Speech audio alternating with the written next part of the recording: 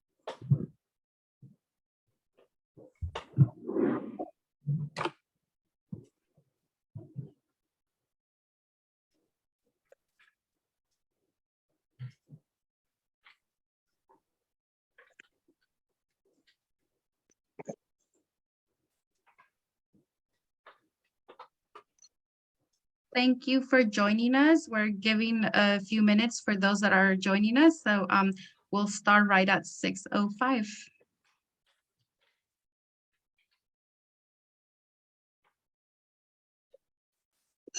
Or 5:05, sorry.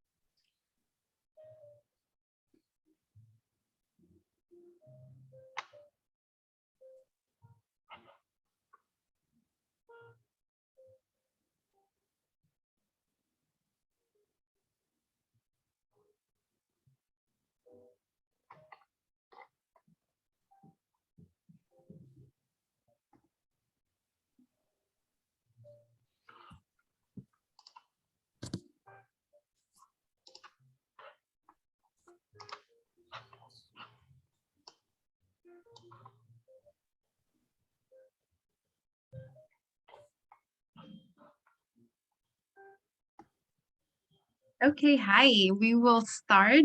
Thank you everyone for joining us for this great session that we have today, titled Kindergarten Transition, IEP Rights Laws, Tools and Tips for Full Inclusion. Gracias a todos por acompañarnos el día de hoy a esta sesión que tenemos que está titulada Transición de Kindergarten, Derechos, Leyes, Herramientas y Consejos del IEP para la Inclusión Total.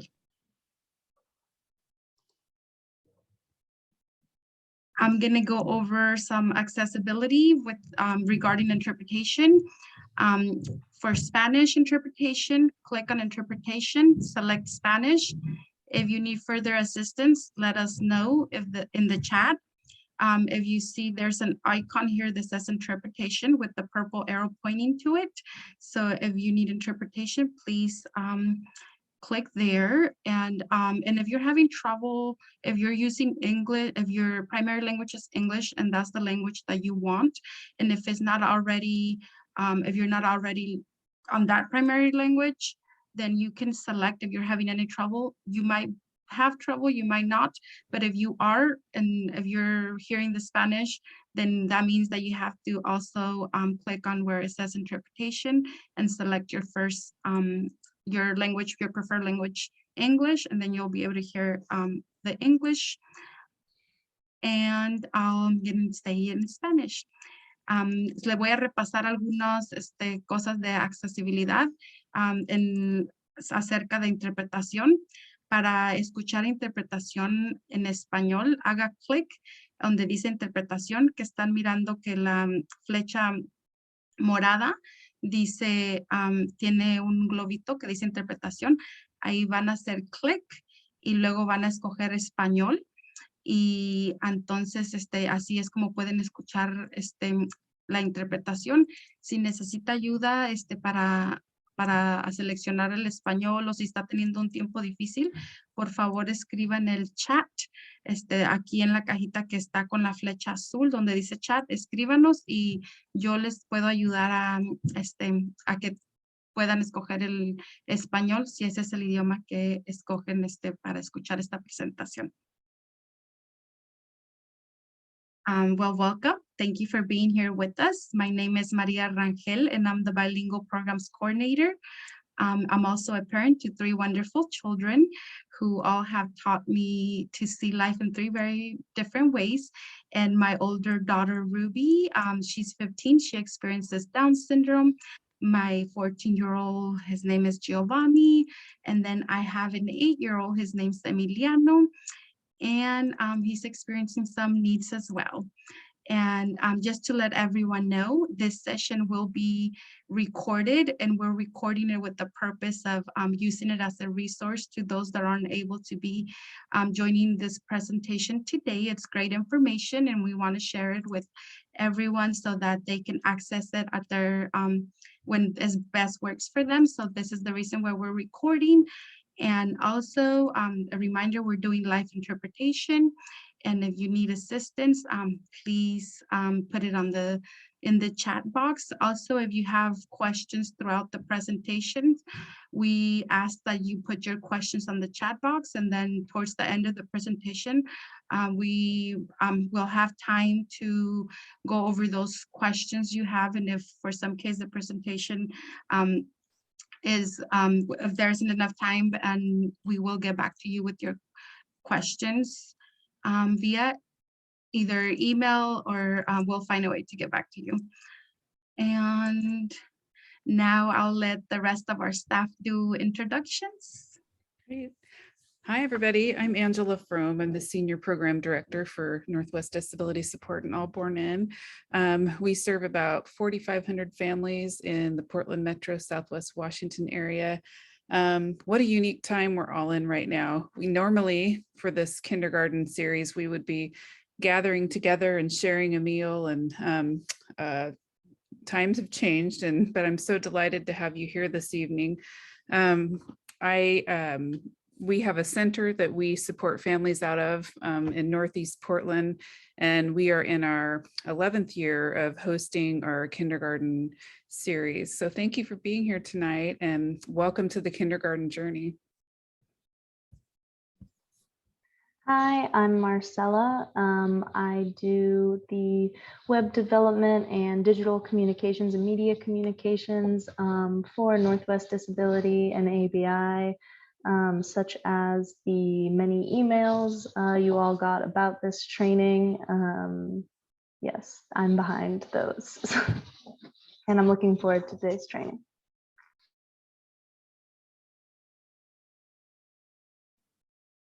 I'm not sure if Joycey has joined our the session or not. Joycey, are you there?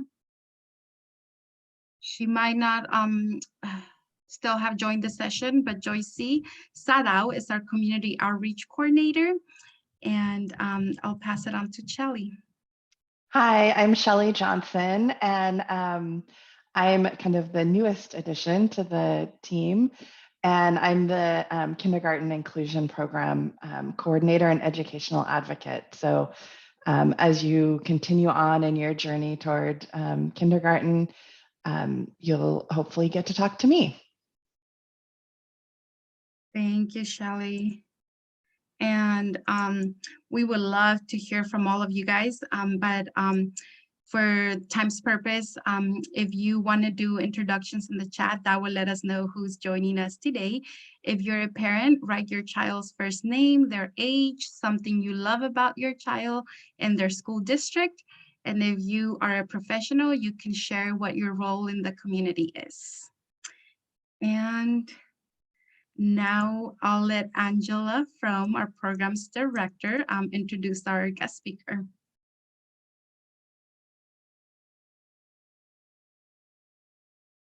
You're muted, Angela. Oh, sorry. Hi, I just would like to introduce Chris Shank. Chris is one of our most dear partners that she's been alongside us now on our kindergarten journey for, gosh, over 10 years, and has shepherded in hundreds of families as they navigate the kindergarten experience. Chris is an attorney with youth, oops, move my screen here. With Youth Rights and Justice Schoolworks program. Chris has been one of our key presenters at the All Born In Cross Disability Inclusion Conference. And she just really has a passion and a soft spot for the kindergarten families that come through our program. And she, has kindly shepherded families and asked questions, answered questions and been a support as they've navigated their journey, and just really brings a really vital piece to our team. So I just wanted to thank Chris for taking the time to be with us this evening, and I will turn it over to her. Thank you, everyone. Thanks for coming tonight. I'm going to share my screen. Okay, hopefully you can all see that. Tonight we're going to dive into special education law and what your rights are, and some tips and tricks as you go through this process. We do have a lot of material to cover. So I'm going to ask that you save your questions, or just, put them in the chat, and that we will try and answer those at the end. A lot of times questions come up during the presentation that might get answered during the course of the presentation as well. So please feel free to throw your questions in the chat so you don't forget them. Okay. If I might just quickly say too, we do want to welcome, we do have veteran parents on the session tonight that are from previous kicks. So just know you might see them messaging in the chat. So thank you, Rachel, for joining us tonight and for being willing to be a mentor parent alongside us. Thank you. Absolute pleasure. Hi, Rachel. Okay, so before we dive into really the meat of what we're going to get into tonight, I want to throw out a few precepts that I think are important, that I try and hold, and that I just want to introduce to you as concepts for you to consider. The first is that throughout your relationship with the district, that relationship is really important. You are likely going to be working with the folks on the other side of the table for many years, and it's really important that you prioritize, that you treat that relationship with respect. And part of that is that you should show up and be assertive on behalf of your child. Your role is really the expert. You are the expert on your child and what their needs are. And your role in the IEP team is to make sure that those needs get met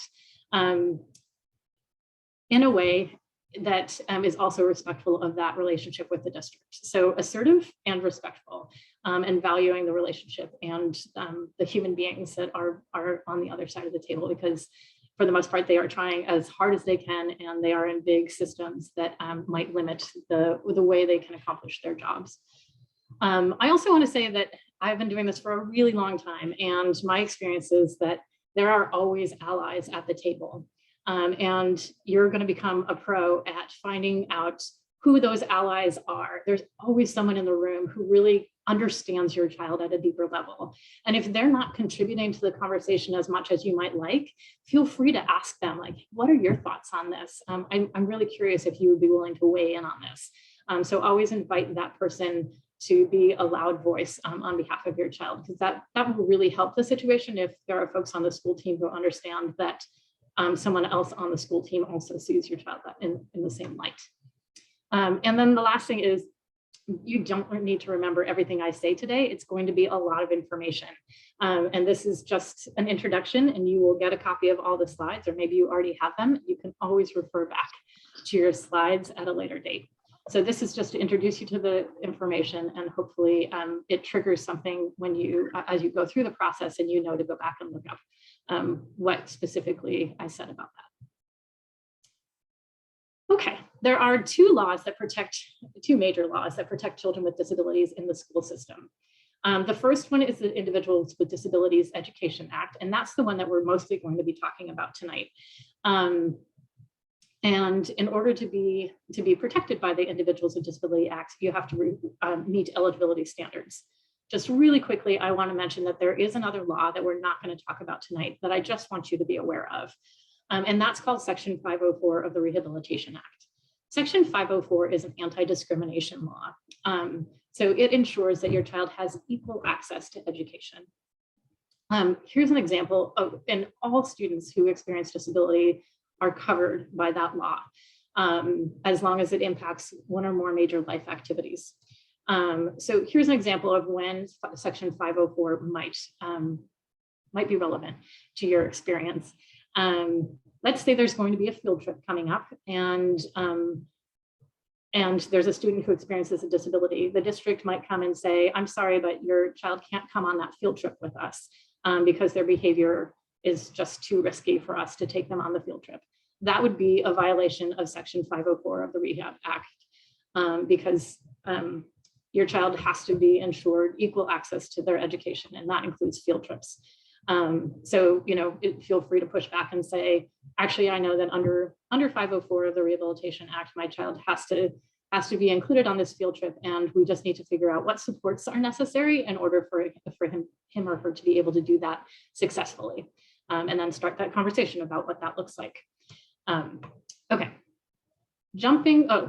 some other basics before we jump into the actual meat of the law. Always put your requests in writing, and follow up important conversations. If you have important conversations that aren't in writing, follow up with an email. Luckily today, you know, so much happens electronically that we often have a trail, but it's really helpful if things go wrong down the line. It can be really helpful to be able to go back and see what was said by both parties. And it also helps district folks because they're working with a lot of different kids, and it helps them to have a reminder of what your request was, and you're able to clarify if there's any misunderstanding. A lot of times if it's in writing, that can get cleared up more quickly. And some legal timelines and protections are triggered by you actually putting a request in writing. So, and we'll talk a little bit more about that later. I also want to say that if you're hitting roadblocks at your building level, so if your IEP team is giving you information that you think isn't in line with what we might talk about tonight, or you're just having trouble with that communication at that level, always include a district level person as your next step, because a lot of times building level folks, like particularly principals might not be fully, some of them are very well versed in special education, but some of them aren't. And there's always someone at the district level who's called either a special education coordinator or a special education program administrator or director, or they might be called special services or student services. But at any rate, there's someone at the district level who oversees all of the special education program. And it's their job to make sure that that the program is doing what it needs to meet the needs of the children in their district. So oftentimes, if you loop somebody in from the district level, that will really help the process along. Excuse me. The other thing that I want you to be aware of is what's called prior written notice, or the prior notice of special education action. And I'm just going to skip through and show you what that looks like. This is the form here. I hope everybody can see it. It's big enough on the screen. It will look something like this. Different districts have different forms, but here's how this works.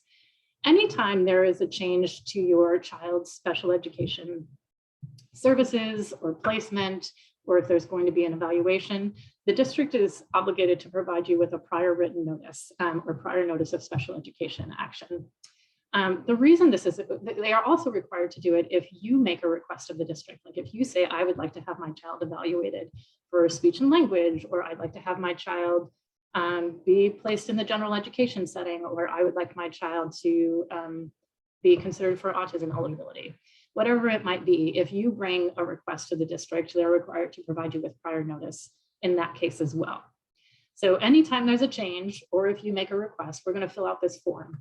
Up here, it just says what the action is. So what you're requesting or what the district is proposing gets written up here. Like parent is requesting an evaluation for speech and language.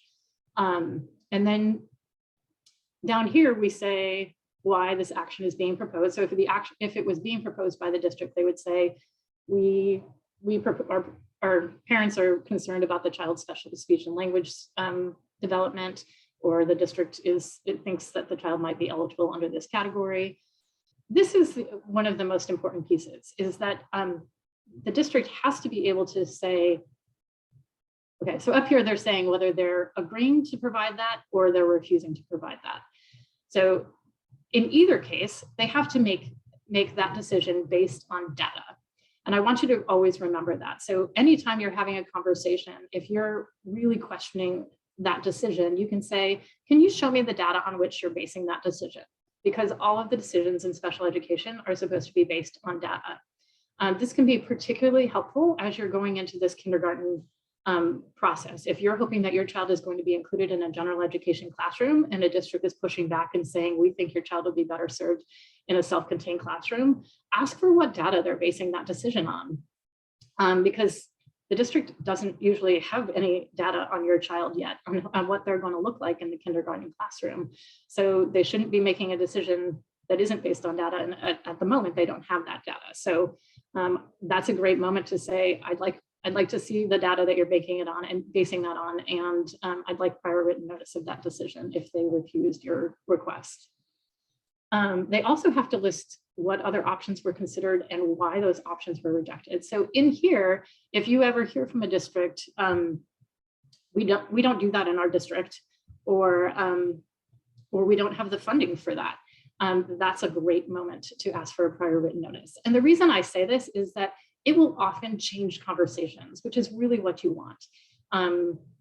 Because the district will then say, oh, you're right, I can't write down on this piece of paper that we don't have funding for that, because that's not allowed under the law. Districts cannot refuse a request based solely on funding. So it's a great time. It will really change that conversation. The district will come back and take another look at what service you're requesting and say, well, maybe we actually could provide that. I've had it work a lot of times, that it will just change the conversation and move things along. Okay. So tonight, the rest of the evening, we're really going to walk through the special education process. When a student with a disability walks through the classroom, walks into the school, what happens from beginning to the time that they have an IEP in place. The very first stage of that process is that the child will be evaluated. Many of your childs may have had evaluations if you're already involved in early childhood special ed. they have probably already had an evaluation process, and your new district may or may not initiate new evaluations. So we're still going to talk about the whole process, just so you're familiar with it and you know what your rights are. Under the law, an evaluation is defined as any procedure or test or observation that's used to determine whether the child has a disability and or the nature and extent of the child's special education and related services needs. So anytime there's a test or an observation being done for one of these reasons, then all of the following rights that I'm about to explain to you apply. Okay, the biggest one is that anytime an evaluation is going to be conducted, the district is required to get parental consent. For any evaluation in Oregon, it's any evaluation or reevaluation. What does parental consent mean? It means that you are fully informed of all information that's relevant to the activity for which consent is sought, and that should be provided in your native language or other mode of communication. You understand that information and you agree in writing to carry out the activity. So what this means is that you need to ask questions.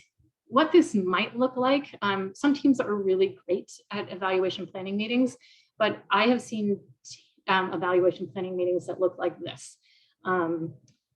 That there's a group of professionals sitting around the table and they say, well, okay, I think we're going to do an evaluation and we should probably do a whisk and a Wyatt. And what do you think? Should we do a Basque? Yeah, we should probably do a Basque too. And then maybe we should do a self. Do you think so? Oh yeah, let's do that too. And you know, the parents sitting there and then they got a piece of paper put in front of them and they're asked to sign it. And unless you've been through this for a really long time, whisk and Wyatt and self and Basque might all mean nothing to you. So it's totally appropriate at that point to say, could you explain to me what all of those tests, what the tests are that you're proposing? Just so you know, before I forget to say it, at the end of your slide presentation, there is a list of the most common tests that are done in special education and kind of what they're testing, just so you have that for a reference point for later. So that is absolutely fine. You should stop the process and ask them to explain. So you might wonder, why would I ever refuse consent for an evaluation? Like, don't I want my kid to get evaluated and don't I want all the information? Well, one of the evaluations that districts will propose on a regular basis is an IQ test or a cognitive test. It's called both things. And those can be controversial, and some parents might not want their child to have an IQ test completed. And here's why. An IQ test really, it boils down to a number, and it's a number that represents one day in a child's life. And that number can actually limit the big dreams and goals that you have for your child. And we do know now that IQ tests are not always accurate.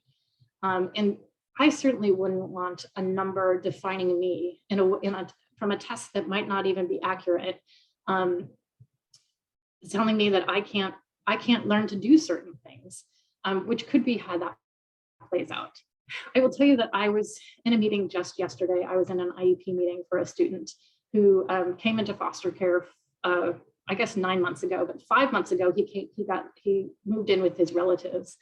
And when he moved in with his relatives, they did an IQ test, and that child scored a 48 on his IQ test. For folks who aren't familiar with IQ scores, 48 is very low. 70 is considered is somebody who qualifies for intellectual disability, anything under 70. And a 48 would be significantly below that. Normal range is 85 to 110, I think. Anyway, at any rate, this student definitely scored lower than that. We had our IEP meeting yesterday because that student, after being with his family for 5 months, had met all of his IEP goals. He has learned more than 150 sight words. And the teacher said to us yesterday, she fully anticipates that within the next couple of years, he will be up to grade level in most areas. She really thinks that he is just going to be able to go into the gen ed classroom full time very soon. Now, looking at his IQ test, you never would have guessed that the student would be capable of that. So I just am throwing that out as an example. It's just one student and it's anecdotal, but there are times where an IQ score just can't capture what that student is actually capable of. So that might be a time that you would want to not consent to an evaluation. I will also say, I would say there's so many varying factors in that, right? And it's not a true picture of what a child can or can't do. It doesn't give you a snapshot of their strengths and talents. And like you said, it changes day to day. And there's also like, well, did they like the person? Did they have a good breakfast? Are they tired? Are they, there's so many things involved in that. And like you said, Chris, there's so many better ways and criteria that people are going to be able to choose to have those needs met and be eligible. Yeah, absolutely. And we will go into how you can find a child eligible without doing an IQ test in just a few minutes. And it's also fine. So it's fine if you get a copy of that consent to evaluate and you decide you want to take it home and do some research on what the different evaluations that they're proposing are. Just try and get it back to the district as soon as possible, because the evaluations can't begin until that parental consent is in place, and evaluations can take a long time. And the other thing is that you should know that you can refuse consent for individual tests on the, a lot of times it'll come all on one form, and you can definitely tell them, I would like you to do this, this, and this test, but I don't want you to do that one, just so you're clear. Okay. Evaluations have to be, in Oregon, they have to be completed within 60 school days of the date that you sign that parental consent form. That's a really long time. So when if you're requesting an evaluation from the district, make sure that you ask for them to give you a parental consent form within, say, 5 school days. You don't want a lot of time lagging between when you make the request and when you get that consent form signed, because that's time that your child is going without services that they might be qualified for. Okay, at the end of the evaluation process, the evaluator prepares a written report with the results of the evaluation, and then that you meet as a team and you go through the evaluation results. All of that should be explained in terms that parents can understand. When you get this it's really nice if you can ask for the evaluation report to be sent ahead of time if it's ready, because then you get a chance to read through it and you can highlight areas that you don't understand. But they're not legally obligated to provide it to you ahead of time. It's just nice if you can get it. But even if you're going through it during the meeting, make sure everything's being explained to you in ways that you can understand. So if they're talking scale scores and raw scores and percentiles, and you don't know what any of that means, just say, can you explain that in a different way? Because I need to understand where my child is scoring and whether that means they have needs in this area or not. Okay. For any time you have an independent evaluation conducted, let's say you have a private speech therapist or an OT or someone who does an evaluation that you get paid for through insurance or that you pay for personally, you can always bring that evaluation to your IEP team. If it was conducted by a qualified professional, then it has to be considered by the IEP team. In addition, you have the right to request an independent evaluation at district expense if there's an evaluation that the district has conducted that you disagree with. So you can either pay to have one done or have your insurance company pay, or you can request that the district pay for it if there's one that they did that you disagree with. With the first type of evaluation, you get to decide whether to share that with the district or not, right? Like you paid for it, you get to decide what happens with it. With the second one, obviously the district is going to get a copy of that because they paid for it. So that is, they will absolutely get the results of that. So if you're not sure whether you're going to be happy with the outcome of the evaluation, you might choose if you can, to get one paid that you pay for individually. What that looks like is the district will give you a list of potential evaluators who do it in your area, who do that kind of evaluation in your area. You're not obligated to choose somebody off of that list. but it's just so you have a starting place. They can put limits on how much you spend, and the person that you choose has to be a qualified evaluator. And the reason I bring this up is that having an outside expert weigh in on your child can be really helpful. If you feel like, the district just sees my child in such a different way than I see them, having an outside expert come in and say, this is how I see it, can really, it throws a lot more weight behind what you're trying to get across to the district, and it can really help them to open their minds and see your child in a different light. Okay. That's the end of evaluations. If you have any questions on that, please include them in the chat if you haven't already. And we're going to dive into eligibility. Okay. We've done all of these beautiful evaluations. You actually agree with all of them. It's really a great evaluation. And we're ready to sit down and talk about whether the child is eligible for special education. In order to be eligible under the IDEA, the child has to, there are kind of 3 different steps. You have to look at a disability category, and the child has to meet the requirements of the disability category. In addition to, even if they meet all of those requirements of the disability category, you have to be able to show that that disability has an adverse impact on the child's education. So if you have a child who has a disability, or they've been diagnosed by somebody outside of the school, but the child is functioning perfectly well in the school environment, then they might not be eligible for IDEA. They might still be eligible under Section 504, but they might not be eligible under IDEA.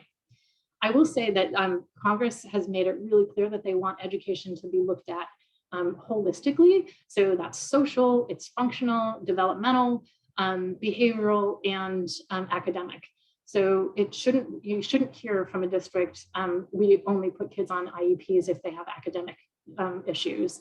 And that we still hear that fairly frequently. If your child is just struggling behaviorally, they can be eligible for an IEP. In addition, because of that adverse impact on their education, they need specially designed instruction. So all 3 of those prongs have to be met in order for the child to be found eligible. Okay, so what are these disability categories? Here they are. There are 12 different disability categories under the IDEA that Congress has laid out. We're going to talk about a couple of them pretty quickly. But the first is development that I want to touch on is called developmental delay. That category, many of your children might have been found eligible for that category under in ECSE. We now have that, that category extends through the age of 8 in school age. So you can continue that category for a couple of more years. Sorry, that eligibility. You can continue your eligibility for a couple of more years under developmental delay. In addition, you'll see down here, intellectual disability. I'm going to talk a bit more about that in just a second. So each one of these disability categories has its own set of criteria that the student has to meet in order to be found eligible under that category. In addition, each category has its own set of evaluations that have to be conducted in order for the student to be found eligible. For a student who, if you're looking at intellectual disability as a category to be found eligible under, one of the evaluations that's required is an IQ test. So if you do not want your child to receive an IQ test, just know that you're going to be looking for a different eligibility category to use to find your child eligible under. So you don't want to have that IQ test. And I can say, Chris and Rachel, you could speak to many of our families that have children with Down syndrome would choose another category like other health impaired. Perhaps there's a visual impairment. There might be some hearing. So, you don't have to use that category because that, again, would get you in the trap of IQ testing. And then there are ways around. And Chris, one question, someone asked, do you still have to be, still a requirement to be qualified for 2 categories to be eligible? No, just one category is all you need. Great. Yeah, absolutely. The one thing I remember getting pushback on was that they would say they needed to test the one that was the most impacting, that would be the pushback for them wanting to do the IQ test. that we So there is nowhere that is in the law. And if I would say, if you hear that, I would say, I'm sorry, I've been through presentations and I've spoken to lawyers and they've told me that that's not in the law, that my child just needs to be found eligible under one category, and that it doesn't matter what category it is. So you can look at this link that I sent out, or you can just Google ODE school age sample forms. But that tells you what the different requirements are for each type of disability. Wait a second, there was something I was going to say about evaluations that just came up.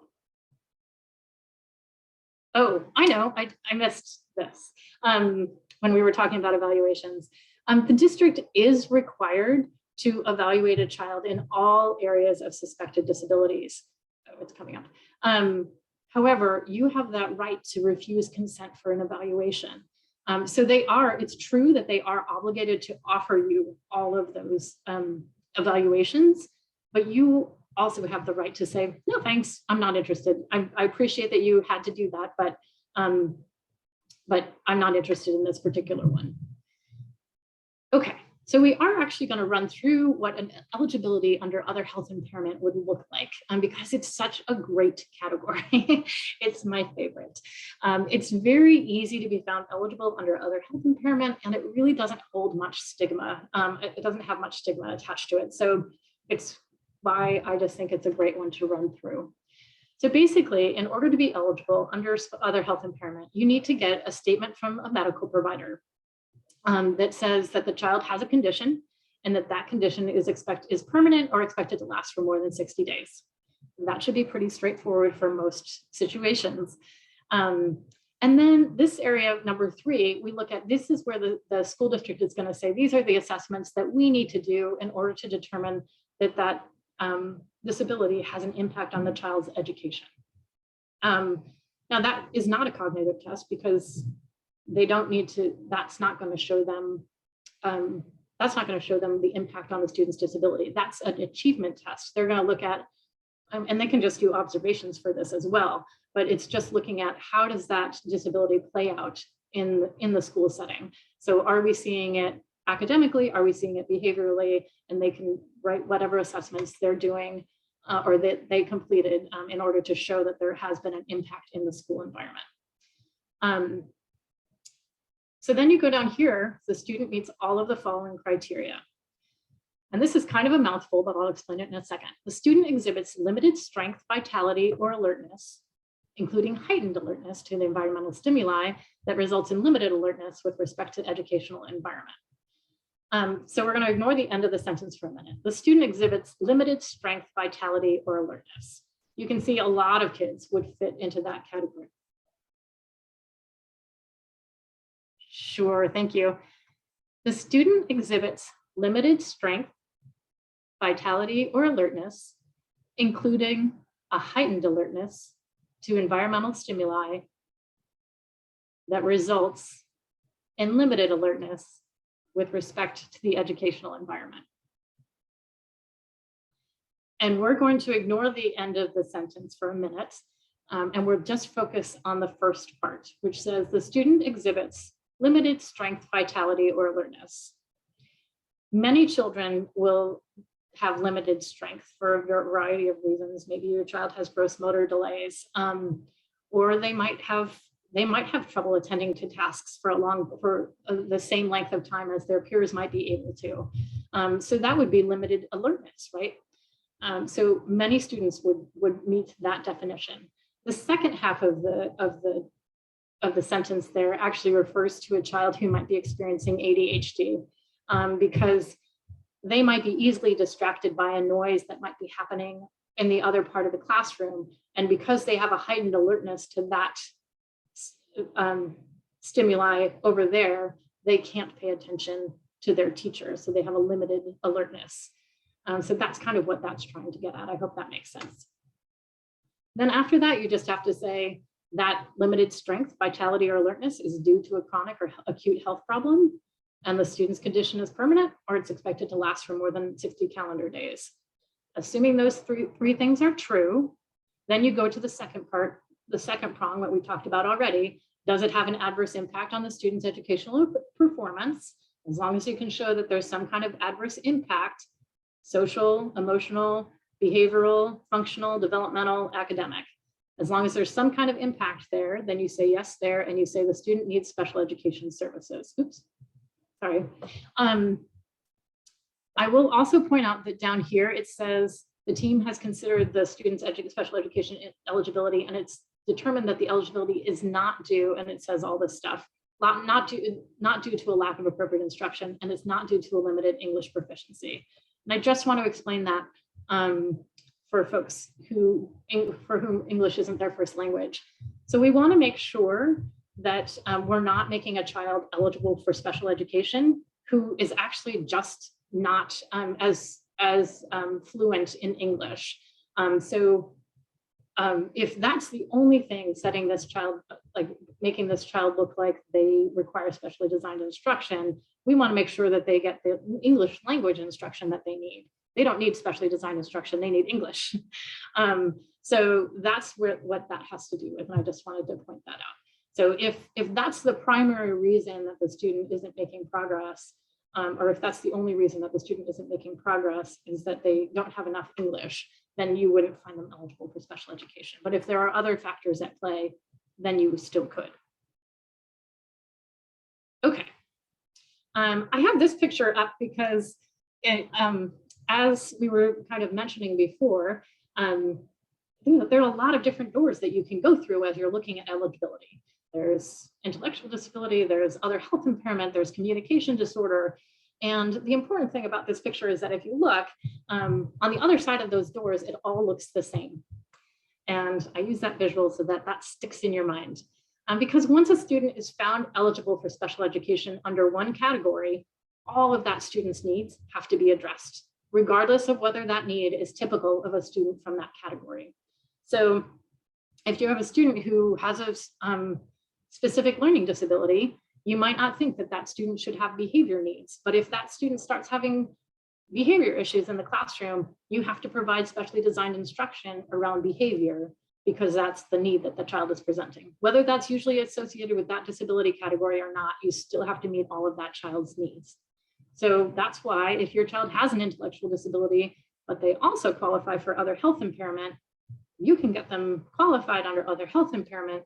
And once they get through that door, all of their needs are going to be met. And this is where I get into, so I actually give you the Oregon administrative rule so that you have it in case the district pushes back and says, oh, but we really want to find your person eligible under this specific category. You can say, it doesn't say anything about how it has to be his most prominent category. It just says for a child who may have disabilities in more than one category, the team need only qualify the child under one disability category. You can see there's nothing about like, it should be the one that should be chosen, should be the one that promotes, proposes the most significant impairment. And then just a note that you have the right to revoke consent for services at any time, just so you know that. Okay, so now your child is eligible. What does that mean? It means that your child has the right to receive special education. And what does that mean? That is specially designed instruction. It's defined under the law as specially designed instruction that's designed to meet your child's unique needs. That's really important to remember. And that it ensures access of the child to the general education curriculum. I want you to really listen to that. It's supposed to be designed to be made to meet your child's unique needs. I mean, schools are big bureaucracies and they have programs and they have curriculum and they have things that they do.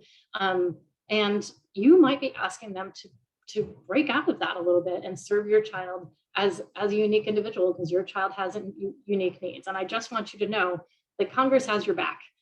They said specifically in the law that the IEP is specially designed instruction that has to be designed for your child's unique needs. So keep that in your mind as you go through this process.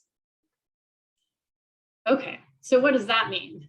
Specially designed instruction and designed to meet my child's unique needs. Your child is entitled to what's called a FAPE, which is free and appropriate public education. So free and appropriate. I want you always to talk in terms of what's appropriate, because the district, that's what the district is legally required to provide to your child. Of course, you want what's best for your child, but I want you to try and get used to that. That goal doesn't sound appropriate to me. I don't think that placement is appropriate. And just try and get that into your lexicon, and just get used to saying, like, I would propose this goal because that one doesn't sound appropriate. So what does appropriate mean? Appropriate means that your child has to receive meaningful educational benefit from their education. And the Supreme Court has given us 2 cases to let us know what appropriate should be considered. The first one happened all the way back in 1982, and it was called Board of Ed versus Rowley. And in that case, the Supreme Court said that we look at a 2-part analysis to decide if the child has been provided a free and appropriate public education. The first is, did the district comply with all the procedures? Did they dot all the I's? Did they cross all the T's? Did they give you notice? Did they give you prior written notice? Did they tell you about the meeting ahead of time? Did they have the right people at the table? Was that all of that completed? And if that's true, then we look at the IEP itself. And is the IEP reasonably calculated to enable the child to receive educational benefit? The important thing to know about this case is that the child who was the subject of the case, she was actually above grade level.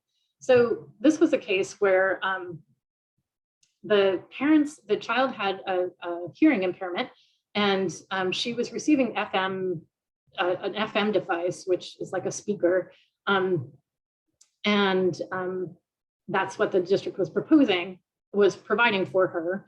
And the parents really wanted her to have a sign language interpreter. And the district said, we're not going to provide a sign language interpreter because we don't think we have to. And it went all the way up to the Supreme Court, and the Supreme Court said, this kid is already above grade level. We think that what the district is doing is enough because she's above grade level. So that often gets lost in this conversation because that standard sounded pretty low, and it was interpreted pretty low as a pretty low standard for districts for a long time. Like, we just have to provide some meaningful educational benefit. But in 2017, another case went up to the Supreme Court. And in that case, it was the Andrew F. decision. And in that case, the Supreme Court said, a school must offer an IEP reasonably calculated to enable a child to make progress in light of the child's circumstances. So we look at this unique child, and we want to make sure that every child has a chance to meet challenging objectives. So that includes your child. You should be able to have challenging objectives for your child to meet. And that might mean they're in the gen ed classroom and they're trying to make progress towards their goals surrounded by all of their general education peers. That could be a challenging objective that your child is entitled to receive under Andrew F. And they also went on to say, for most children, a FAPE will involve integration in the regular classroom. A focus on the particular child is at the core of the IDEA. Okay, so what does all this mean? We're going to write an IEP that takes us from the present levels where your child is today with all of their different skill areas, all the way to meeting his or her goals. And if the IEP that we write does that, then it's considered a free and appropriate public education. So we look at the whole picture. Does it look like it's going to get you there? And then we look, are the goals ambitious enough? Because maybe it would get you there, but the goals aren't very ambitious. And we want to make sure that kids have ambitious goals now under Andrew F. So does the IEP offer access to instructional strategies and curriculum aligned to challenging state academic content standards? So, and that has to be unique and individualized. So this is all really great stuff that has come out really recently. And I just it's very exciting for special education nerds. Okay, before we dive into what happens at the IEP meeting, I want to give you a few tips. I would always ask for a draft copy of the IEP before the meeting. And I always phrase it in terms of, I'm kind of a slow reader. It'll give me time to read it through it and digest it, and it'll make our meeting go much quicker. They're not legally obligated to provide you with a draft copy. They might not have it ready before the IEP, and they're not legally required to. But if they have it ready, they'll probably be happy to give it to you so you can read through it. And then you get to just sit down at your kitchen table and take your time and go through it piece by piece. Always bring someone with you for support. I mean, this is a little bit different now because we're on Zoom, so it's not, I don't know, it's different. I don't know whether to say it's not quite as intimidating, but I know it was always really hard to walk into the room with a whole bunch of people who have a whole bunch of degrees behind their names. And, you know, to be the parent who is absolutely the expert on their child and who might have a whole bunch of degrees behind their name, or they might not. But it's always helpful because talking about your kid is an emotional thing. I mean, I don't know about you, but I can never talk about my kids without getting emotional. So having somebody there to give you support is really important, even if they're just there to take notes. Go in remembering that you're an expert on your child. Go in remembering all of the big dreams and family vision that you have that you're going to work through with the other parts of the kindergarten inclusion cohort. And then I would say become familiar with the kindergarten benchmarks, and we'll talk a little bit more about that in a minute. But it's really helpful to know what are kids in the general education kindergarten going to be working on, because you want your child's goals to align with those, with what they're doing in the gen ed classroom. And I also say, think about what skills you would like your child to learn at school versus what you would like to teach them at home. So if your child is going into 4th grade and they don't know how to tie their shoe, it might be time for you to say, I'm just going to try and teach them that at home, because they're not going to be learning how to tie shoes in the 4th grade classroom. And if you want your child to have that particular goal on your IEP, that means they're going to be pulled out of the classroom in order to learn that skill. So, and that's just an example that translates to lots of different things. Also, I want to hit that you probably don't want a toileting goal.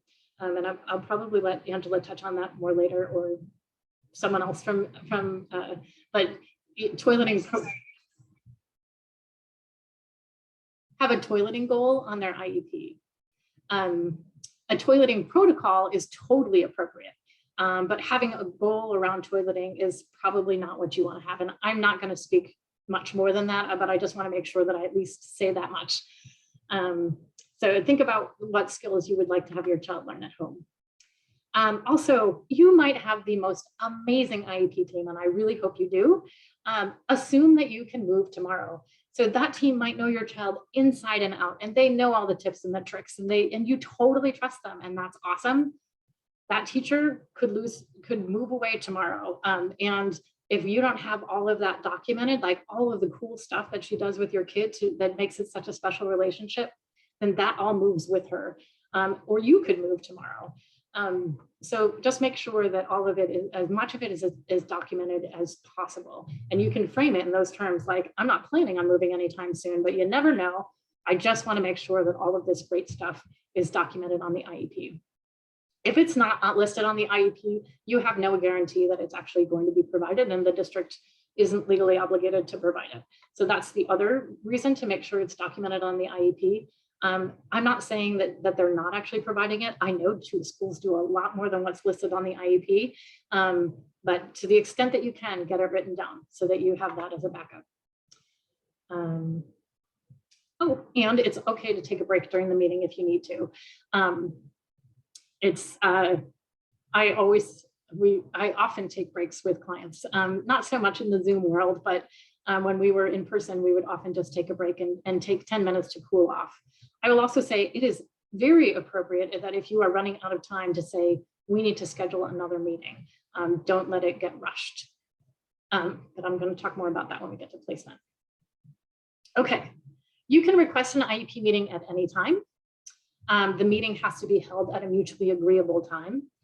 So not in the middle of the night, but other than that, you should not be worried about getting disciplined at work because you have to keep going to IEP meetings. You can tell them, like, hey, we need to accommodate my work schedule. Can we do it at X time? And maybe it's 7:30 in the morning, or maybe it's 4 o'clock in the afternoon. But a lot of times I just see meeting notices that come out with no consultation with parents. And I just want you to know that you can say, hey, that doesn't work for me. And they are obligated to do it at a time that works for you.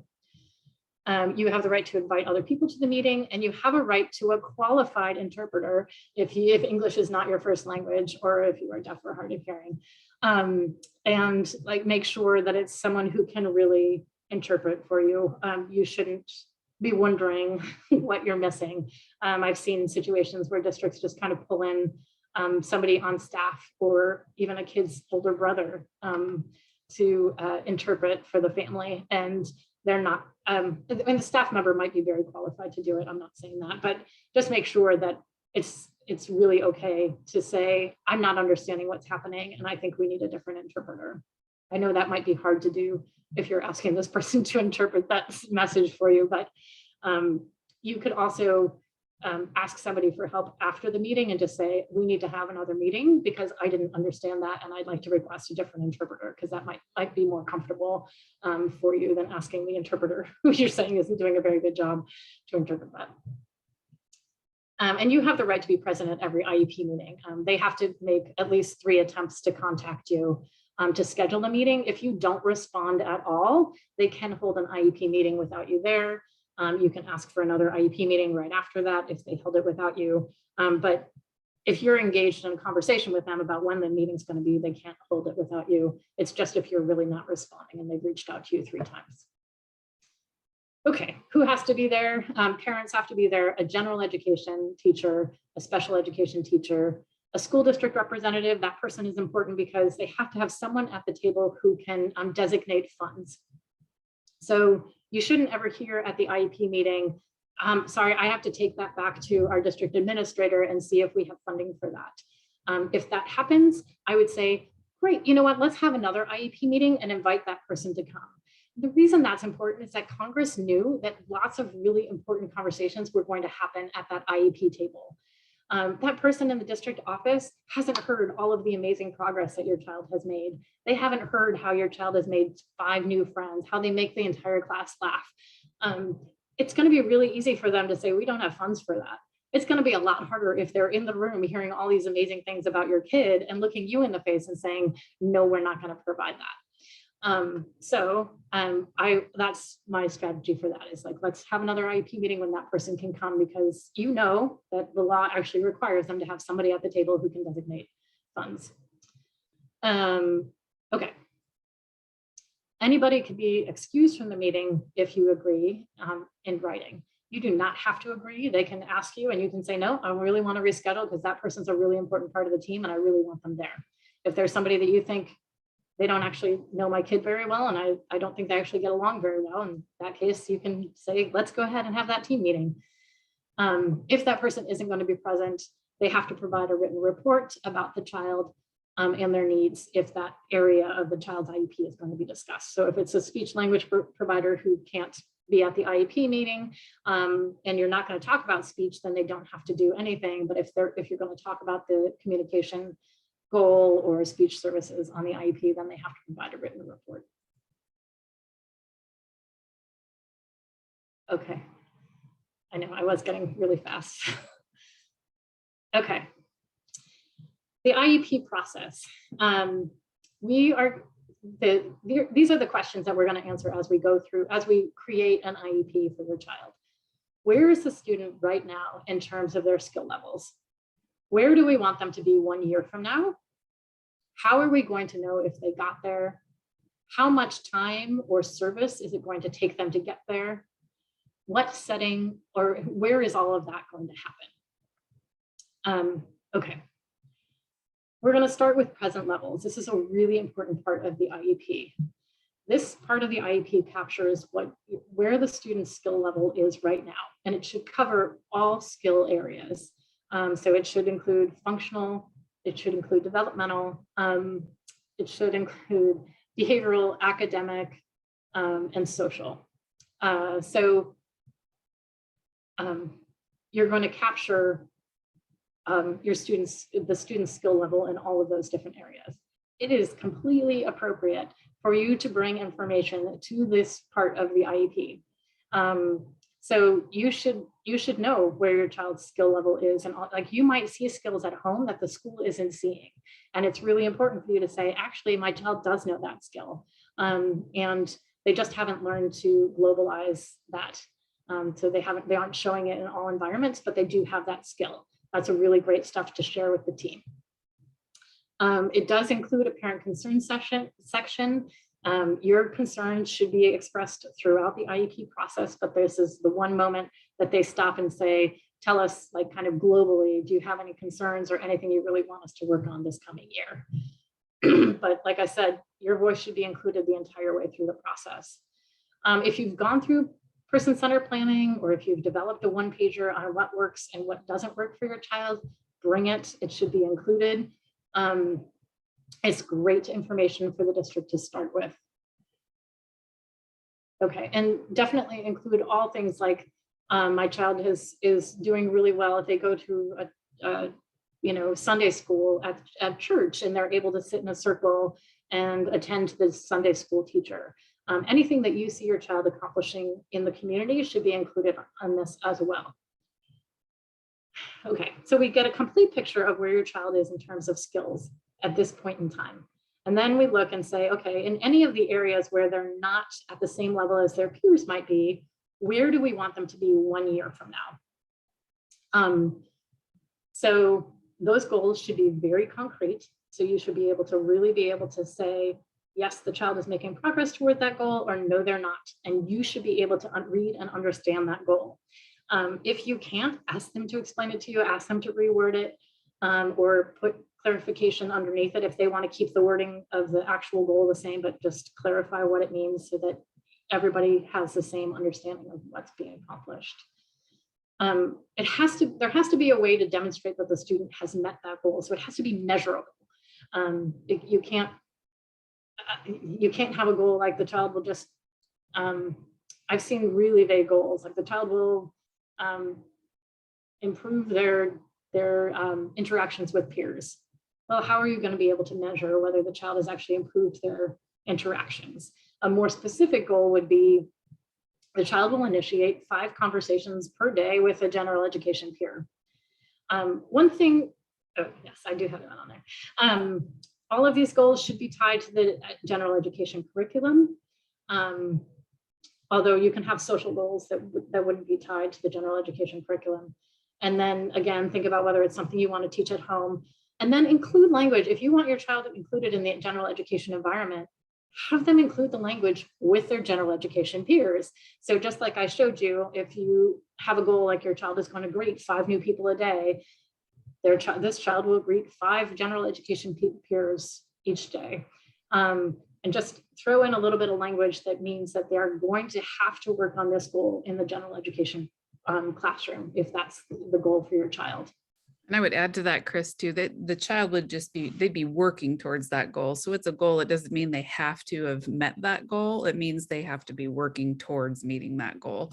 So as you're thinking about the goals that you want to put in place for your child and looking at what the benchmarks are. Absolutely. Yeah, absolutely. We're also going to look at how are we going to know if the student got there.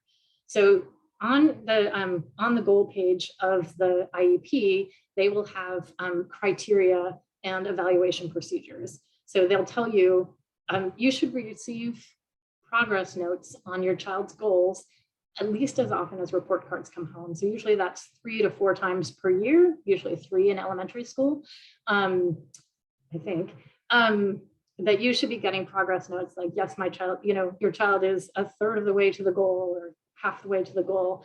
And that's really important. You want to really look through those, because if your child isn't making progress to any of your goals, that's a great time to call the IEP team back together and say, hey, can we look at why they aren't making progress towards this goal yet? Because you really want to be able to show that your child is making progress in order to maintain a general education placement. We'll talk about that a little bit more in just a minute when we get to placement. Again, these should be written in language so that you can tell whether your student is making progress. Okay, and then we're going to talk about how much.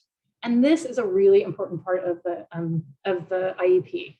It's called the services summary page. And at the top, for every area that we wrote a goal, an annual goal, we're going to say how many minutes of specially designed instruction does this student require to receive in order to make progress towards that goal. So if they have a reading goal and a writing goal and a math goal and a social goal, we're going to have 4 different lines under specially designed instruction. And we're going to say how many minutes the child needs specially designed instruction in each one of those areas. And this is where your math skills are going to be important. If having your child in the general education curriculum is an important value for you, you should know how many minutes your child is at school every week. And then and probably every day, because those the specially designed instruction will be like, we'll say 100 minutes per week. And in some districts, not in all districts, but in some districts, that number, that 100 minutes is going to be the amount of time that they say your child is going to be pulled out of the general education classroom in order to receive that specially designed instruction. In some districts, they are used to pushing in, like a push-in model where they'll actually bring a special education provider into the classroom to provide the service in the general education classroom. But for a lot of districts, they're not there yet. And that minute number is going to be how much time your child is pulled out. So if you want to make sure, it's kind of a balancing act, because you want to make sure your child is getting the services that they need, but you also want to make sure you're not requiring them to do so many minutes of specially designed instruction that your child is being pulled out of the classroom for a huge chunk of the day. And you can absolutely write your goals in a way so that they are delivered in the classroom, right? So being sure you write a goal that includes a peer, that you write a goal that includes, right, things that get done in the gen ed classroom so that the pullouts don't happen. We're actually doing okay on time, I think. Do I have till 6:15? Yes. Okay, we're on to placement. So after you write all of these amazing goals and you talk about how much time it's going to take to meet those goals, and you come up with all your accommodations and modifications that we don't have time to talk about, we're going to talk about placement, which is where does all of this happen? And placement always comes at the end of the meeting because goals and objectives drive the placement. So you have to write all of your goals before you decide where the placement is going to be. So that's an important piece. However, you often run out of time to talk about placement because it's at the end of the meeting. So I really want to encourage you, and I'll give you specific language, to say, you know what? I heard teacher so-and-so say that she needs to leave to go pick up her child from school. And I really want to be respectful of everyone's time. And it really looks like we're running out of time. I think it might be best if we schedule another time because I want to make sure we have plenty of time to talk about placement. It's such an important issue. And find another time and have another meeting because you don't want to rush this process. And that's where the language about being with age appropriate peers in the general education classroom, those goals being really specific about, how they're going to be met with who and what that looks like you right. talked about, Chris. Mm-hmm. Right. So that's, yeah, exactly. So that's why your goals and objectives are going to drive the placement. So when you write those goals, you want to include all of that language about peers. Placement is a team decision, and the team looks at the IEP goals and services and determines what the least restrictive environment in which those goals can be met. Okay, so we're going to go to the law, and at the very beginning of the law, it's finding number 5. They say, Congress has found that over 20 years of research and experience has demonstrated that the education of children with disabilities can be made more effective by providing appropriate special education. Oops, sorry, I'm going so fast. Providing appropriate special education and related services and aids and supports in the regular classroom to such children whenever appropriate. I'm going to give the interpreters a minute to catch up.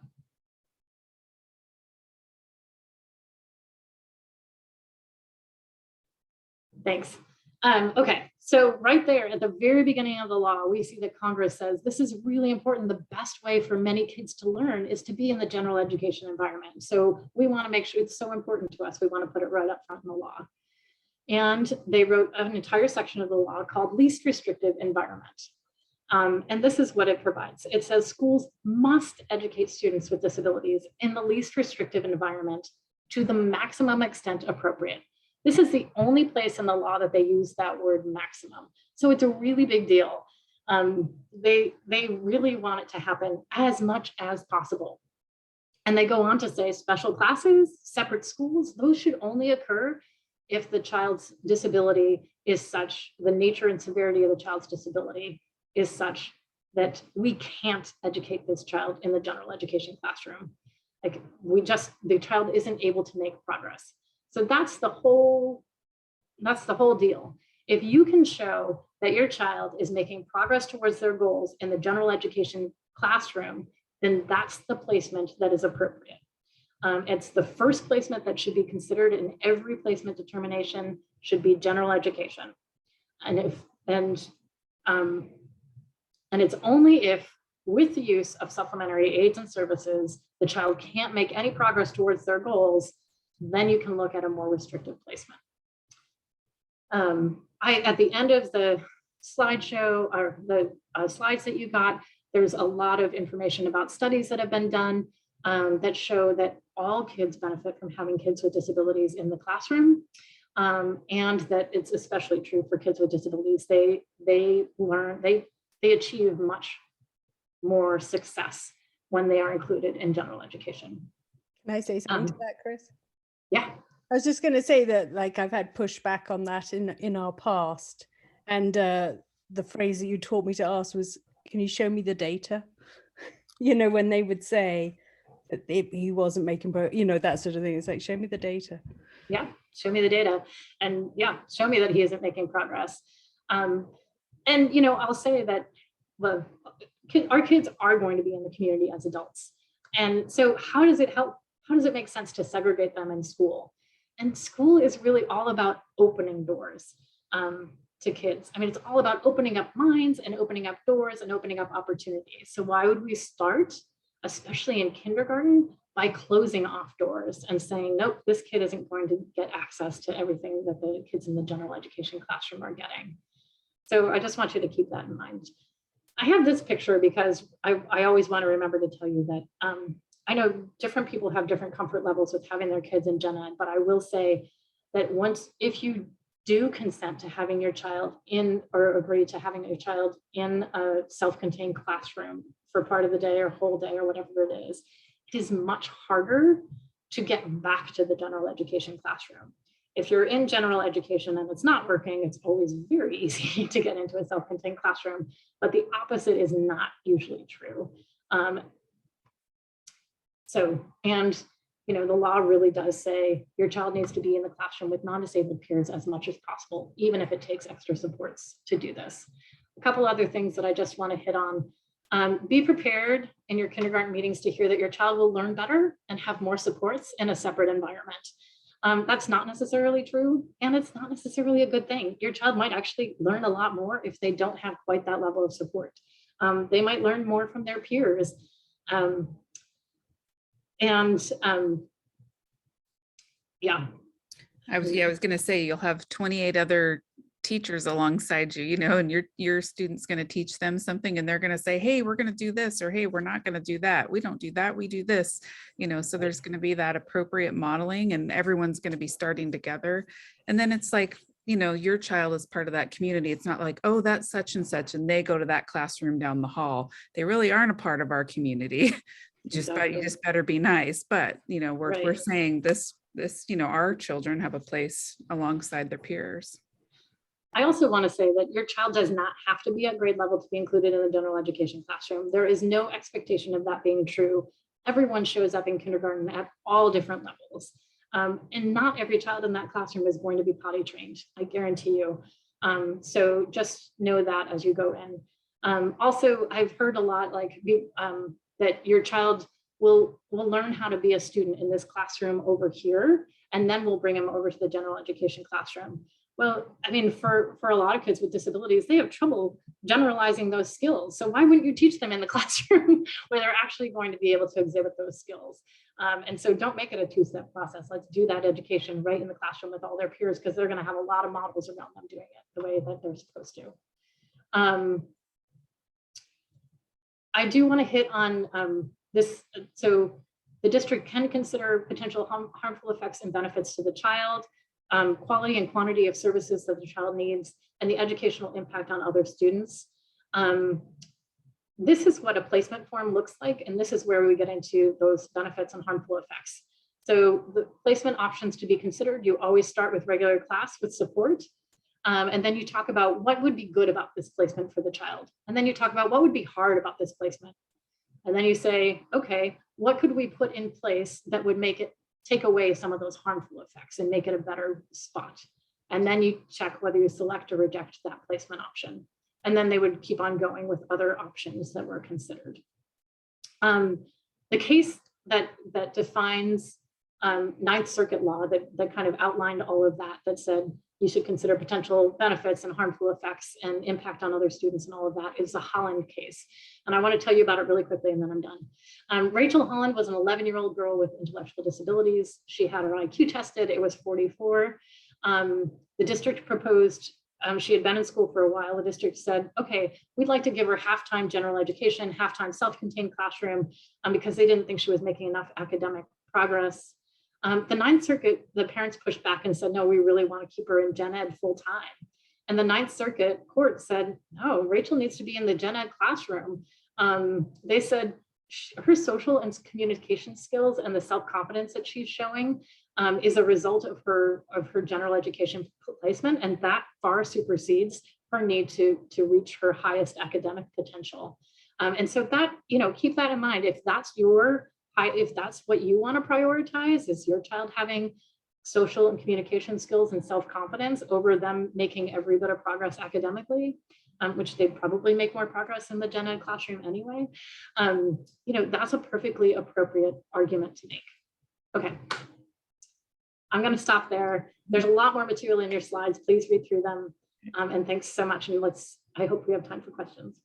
Yeah, I'll just read a few questions on the chat box, Chris. Someone asked, my son has Down syndrome and is currently in kindergarten. Would it benefit him to change the category? And is that possible for eligibility?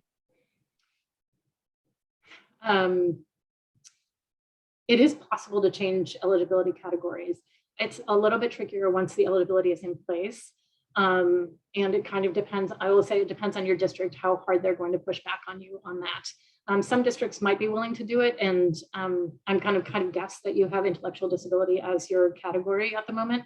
And I think that's a tough one to get off of your IEP once it's in place. But I'd say it's totally worth a conversation and see what they have to say about it. For them, usually to find a child not eligible, you have to show that they don't meet the criteria anymore once they've been found eligible, and that can be tricky. Thank you, Chris. We have another question. What about gifted children? Is that funded by special ed monies? I have no idea what funding sources are. I'm sorry. Okay. Are IEPs transferable to different states? Is this a federal or a state document? Okay, so almost everything that I told you tonight is part of the federal law. If you move from state to state, the state that you move to usually starts from scratch. You can bring the IEP with you and say, this is what we were working on, but that state has kind of a blank slate. They can take what you had and work with it, or they can start from scratch. Right. And they have, there's timelines. I think they have a couple of weeks to pull that off to get a new IEP in place. Okay.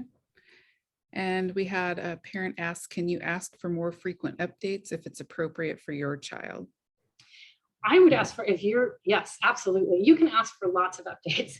Homeschool communication logs we didn't talk about tonight, but that's a great way to keep communication between home and school. And you can ask for once a week, quick email, or a notebook to get passed back and forth for you to communicate how your child's day went, or like anything like, oh, he didn't have time to eat breakfast this morning, or whatever. Just so your teacher has that information. It's a great tool. So yes, absolutely, you can get more frequent updates than that. They might not give you concrete. They might not retest your child, or relook at the goals. And although I think if you asked specifically, if you got halfway through the time period and said, I'm curious, are they making progress towards that goal? I'm sure, I would think most teams would agree to kind of give you a quick assessment. Okay. And then looks like we have a final question in the box. Where does medical support fit into the IEP? Our daughter's medical needs periodic suctioning and G-tube feeding. Where would be the best place to have that? That goes into the accommodations and modifications and probably related services as well, because it depends on if they need an adult to be, if they're doing things with a G-tube. If you have an adult, then they would probably get related services from nursing or something like that. Okay. But yeah, I would be on that services summary page is where the accommodations and modifications fit in. And then Maria, I'll defer to you. There, it looks like there's there just a question just came in Spanish. So are you able to support that? Yeah, I think what's happening also is our interpreters are helping us translate the questions. Oh, okay. Okay. Yeah. So Okay. yeah. So if they're in Spanish, they're doubling because it's the English question and then the translation. Okay. Thank you. Great. Thank you. And then I just wanted to follow up too and let people know that this is a series of sessions. So we have 3 more sessions coming up monthly. So if you follow our Facebook page, and then also you'll be on our mailing list, you'll get electronic notifications of sessions coming up. There'll be one in February, March, and April. It's a 4-part series that helps you build on the foundation of the skills that you'll need for your IEP and building a portfolio. As Chris just gently alluded to, that it'll help you identify kind of what your family mission is, what are your child's strengths, gifts, and needs, and really giving a snapshot of how we can best represent your family and child as you're navigating the kindergarten experience as well as beyond, because we all know our kids are going to be adults far longer than kids, and we're building towards that path of kindergarten's the beginning. So thank you. Is there any other last minute questions or bookkeeping that anybody would like to share? And Chris, you're going to share we will share this PowerPoint out to everybody that is on the session as well. So I just want to mention that we have special education support drop-in. We have one-on-one support by phone, email, or Zoom. We do IEP reviews to help you understand your rights, receive information and resources, and get your questions answered. And we have every Thursday from 12 p.m. to 2 p.m. We have our IEP community drop-in, and you can register on our website, abicommunity.org, and you can join the drop-in, and it's a time where you can ask questions, get connected to other parents, find out resources, information. And I am the one who helps support our Spanish-speaking community, and my contact information is here. And Shelly, who recently joined our team, will be helping support those parents, every other parent, all the other parents.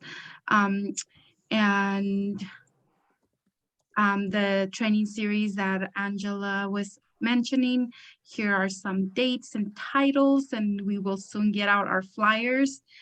February 24th, 5 to 6:30, same time.